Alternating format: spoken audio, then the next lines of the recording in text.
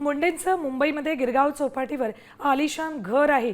विधानसभा निवडणुकीत उमेदवारी अर्जासोबत जे प्रतिज्ञापत्र दाखल केलं होतं त्यात त्यांनी मुंबईतल्या घराचा उल्लेख केलाय।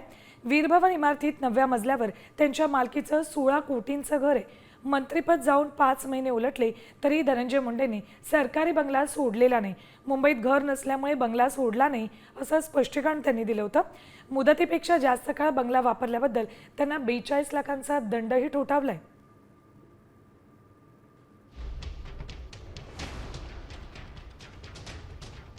तर सातपुडा बंगला त्यांनी अजूनही सोडलेला नाही, त्यासाठी त्यांना 42 लाखांचा दंडही ठोठावलाय। तर त्यांनी कारण काय दिलंय की आपलं मुंबईत घर नाहीये म्हणून आपण अजून हा बंगला सोडलेला नाही। आणि त्याआधी विधानसभा निवडणुकीवेळी उमेदवारी अर्ज दाखल करताना त्यांनी प्रतिज्ञापत्रामध्ये मात्र त्यांच्या बंगल्याचा उल्लेख केलाय। तर वीरभवन इमारतीमध्ये त्यांचा कोट्यवधींचा बंगला आहे, फ्लॅट आहे। याच इमारतीपुढून आपल्याला माहिती देतात आमचे प्रतिनिधी गणेश कवडे। माजी कृषी मंत्री धनंजय मुंडे खरं तर मंत्रिमंडळातून बाहेर पडलेले आहेत, मात्र तब्बल 5 महिने झालेले आहे तरी देखील धनंजय मुंडे यांचा जो सातपुडा बंगला सरकारी आहे तो अद्यापही खाली करण्यात आलेला नाहीये। मात्र धनंजय मुंडेंनी यानंतरून मला माझ्या डोळ्याच्या ट्रीटमेंट आणि मुलीच्या शिक्षणासाठी खरं तर हा माझं मुंबईत कुठल्याही पद्धतीचं घर नाही असं सांगून बंगला मला देण्यात यावा अशीही प्रामुख्याने मागणी केली होती।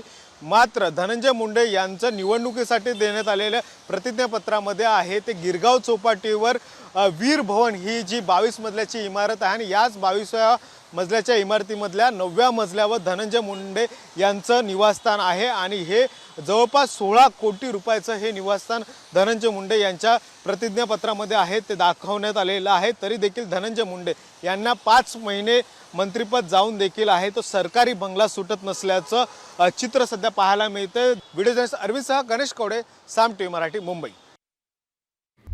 आता isakal.com आहे देशातील नंबर 1 ची मराठी न्यूज वेबसाईट। प्रत्येक अपडेटसाठी isakal.com ला नक्की भेट द्या।